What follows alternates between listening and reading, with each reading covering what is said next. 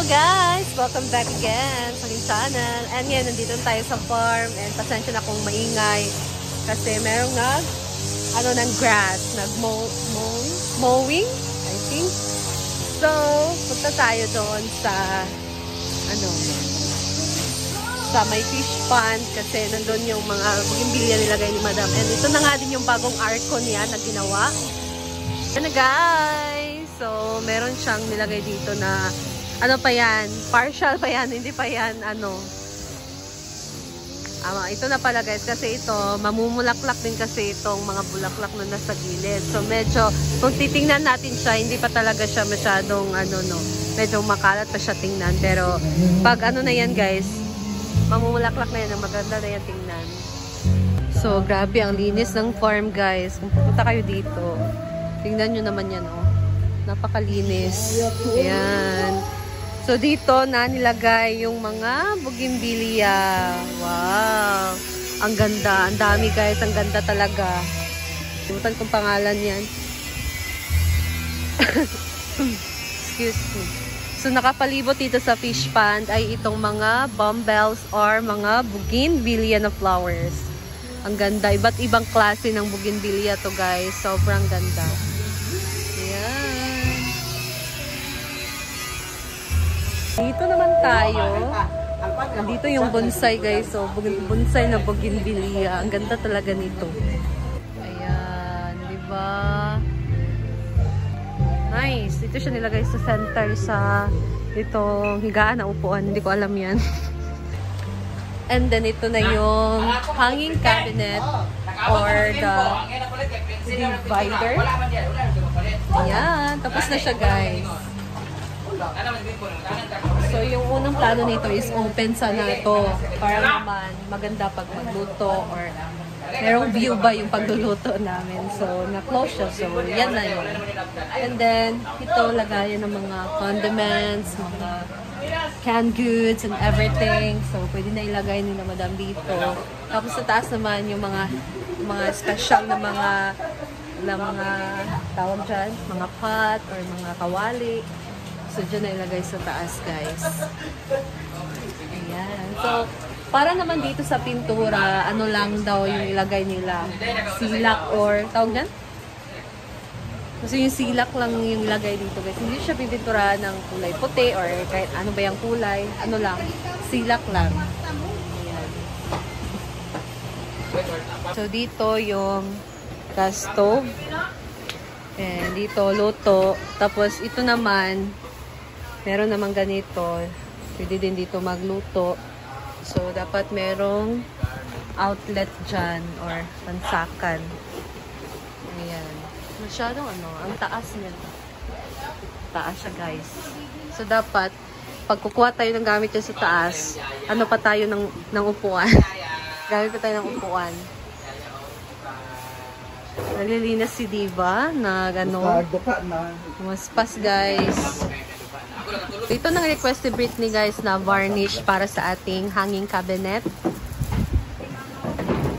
Ayan. Sino mangunahin yan, Brit? Ikaw? Kami. Okay. So, sila lang daw mag-paint ng varnish. Ayan. 4 pieces ng varnish.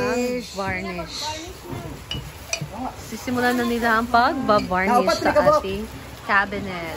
Ayan.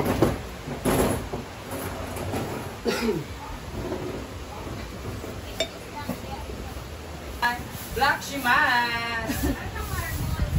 Wow! May bago na, alam mo ang maganda dito sa kawali na to. It's like a home. Para din siyang serving churba. After sa pagluto, pwede mo na siya i-serve agad-agad sa table. Pero meron din tayong holding area. Yay! Dahil sa mga pangyayari. Dalag, ibutang anak na. Ba, ay ba! Like, Varnish, cover ang silak na, Varnish.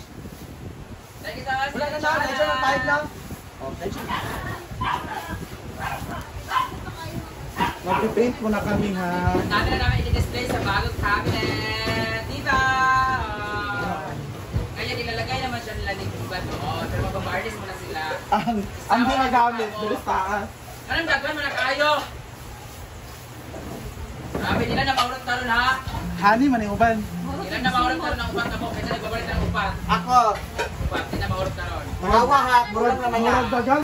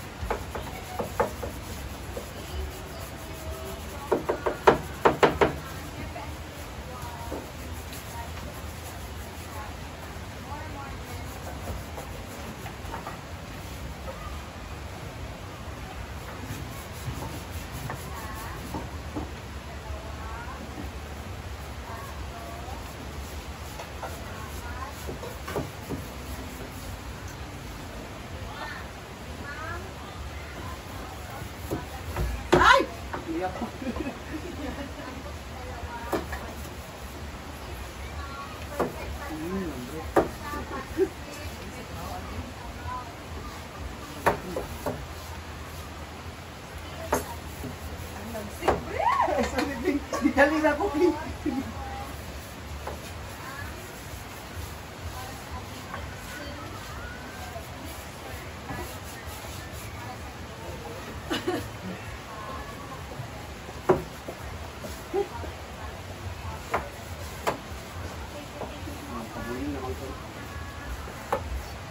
Sakit sa ilong. Yun guys, sumakit yung chan ko guys. Ayoko nang pagpatuloy.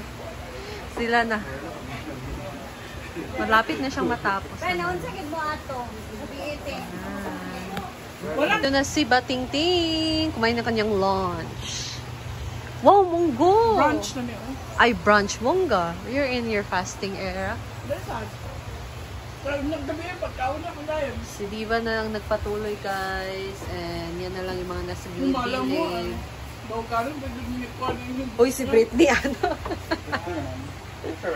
So, malapit na siyang matapos. And patutuyuin na lang yan. Pwede na rin yung lagyan bukas ng mga condiments and everything. Ibabalik na dito. Yan. So, that's all for today guys. Pasuan pa daw niya. Huh? Ikaw na ka. Ay, ikaw mo pa. See you again sa aking next video. Bye!